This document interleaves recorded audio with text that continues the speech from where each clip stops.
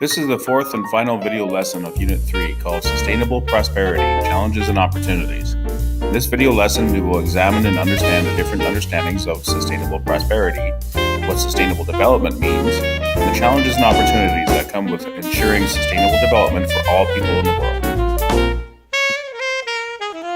The concept of sustainable prosperity is a complex idea. Sustainable prosperity refers to the idea that people and countries practice stewardship of the environment and resources so that future generations are able to achieve prosperity.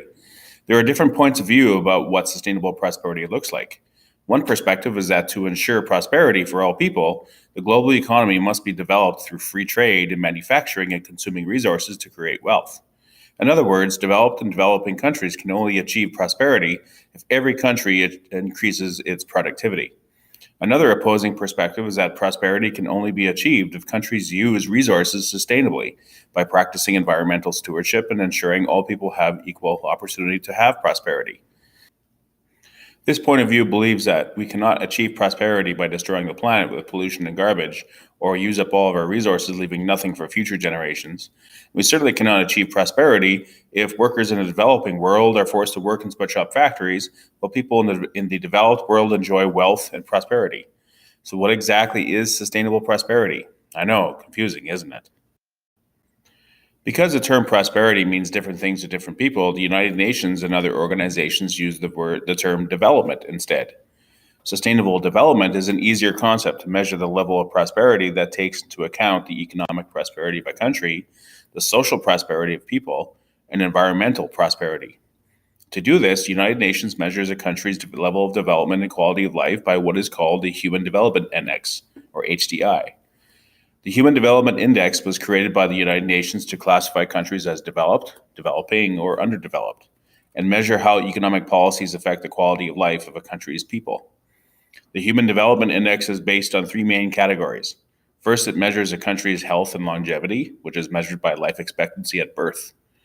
Second, it measures the knowledge of people in a country, which is measured by school enrollment and adult literacy. And third, it measures the country's level of wealth and standard of living, which is measured by gross domestic product, or GDP, per person. Using these three categories to calculate the level of development of a country provides insight on the level of prosperity people enjoy in that country. The UN Human Development Index ranks countries from highest level of development to lowest level of underdevelopment. Usually the highest developed countries are in Europe and North America, with some exceptions like Australia and New Zealand. And further down the HDI ranking to developing nations are Asian and South American countries, with most African and some Asian countries ranking lowest as underdeveloped countries. Canada usually ranks among the top 10 most highly developed countries in the world, with the United States and most European countries also ranking in the top 10. A big factor in this disparity is historical globalization, as European countries have a history of imperialism, while most South American, African, and Asian countries were former colonies. Other factors in the ranking are trade agreements and developed countries benefiting from free trade more than developing and underdeveloped countries, and environmental factors such as the amount of resources, access to clean water and sanitation, and air quality. Of course, the Human Development Index is only one tool to measure the level of development of a country. There are many other factors that go into determining people's quality of life. For example, a good quality of life might depend on preserving cultural values of a people, or on having a clean and healthy environment, or the country having a stable and good government. Sustainable prosperity of a country doesn't necessarily mean a country is wealthy and developed. It can also mean how happy the people of a country are. So how do countries increase their level of development? Most solutions to increasing development relate to increasing economic development through free trade and pursuing a more capitalist market economy. These solutions come with their challenges and opportunities, which we'll examine. First, to increase a country's level of development, the country can grow its economy through trade liberalization. This includes a country creating free trade agreements with other countries and eliminating tariffs, and increasing the amount of manufacturing and development of goods for trade. History has proven since the end of the World War II that countries that increase trade and manufacturing increase their level of development. This involves countries taking loans from the World Bank and the IMF for economic development as well. The challenges to trade liberalization is that free trade does not benefit all countries equally. Often developed countries benefit from trade more than developing countries due to trade policies. For example, Canada, United States, and European countries provide government subsidies to their farmers to grow more agricultural products like grain, beef, and dairy products, which poorer developing and underdeveloped countries can't afford to do. This gives developed countries an advantage that developing countries don't have when it comes to trade. Second, countries can develop their economy through creating more jobs in the knowledge economy, which describes jobs in the technology and science areas. Knowledge economy jobs, such as an engineer, computer science, robotics, biotechnology, and medical research, are jobs that use a high level of education and technology, which is great for business. Knowledge economy jobs attract more businesses and are higher paying jobs than traditional manufacturing jobs. However, again, developed countries have an advantage. Again, as knowledge economy jobs require advanced education and training in tech schools and universities that developing and underdeveloped countries just don't have. New and cutting edge technology and research jobs tend to be in Europe and the United States and not in the developing world.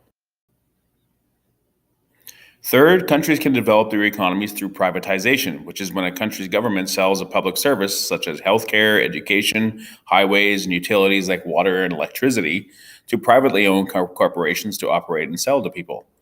Public services such as a hospital, a school, or a water or electricity utility are very important for the economic development of a country, but they can be very costly and expensive for a government to operate and require a high amount of taxes. By selling public services like a hospital or a school or a water or electrical utility to a corporation to operate, this creates a lot of jobs for people to work for those corporations. It also lowers the amount of taxes that people have to pay so that people have more money to spend and the economy improves. However, a challenge with privatization is that the cost of privately operated services like a private hospital or a private school can be very costly as corporations want to make a profit from selling those services. As well, most corporations are from developed countries, so the profits from privatizing services will go to the corporations and not the people living in a developed country.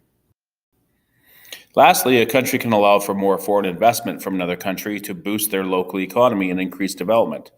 Foreign investment includes a country allowing other countries or sometimes other corporations to invest their money into the country by buying assets such as resources or existing businesses, or by foreign countries investing money in the currency of another country. In other words, if a developing country wants to increase its development, it will allow a more developed country like Canada, United States, Great Britain, or China to buy resources or businesses, and in some cases, buy the developing country's money and increase the amount of money going into the developing country's economy. An example of this is South Korea, which was once a poor developing country that decided to pursue foreign investment to increase its economic development. During the early 1990s, South Korea allowed governments and corporations from the United States and China to invest in South Korea's resource development, businesses, and currency, which quickly increased South Korea's economic development. Hundreds of thousands of jobs were created in South Korea, and it soon became the world's 11th largest economy in the world, thanks to foreign investment. However, the challenge with foreign investment is when the global economy suffers. Foreign investment can quickly leave as soon as it came. In 1997, the global economy took a downturn, and American and Chinese investors pulled their investment money out of South Korean businesses and resources.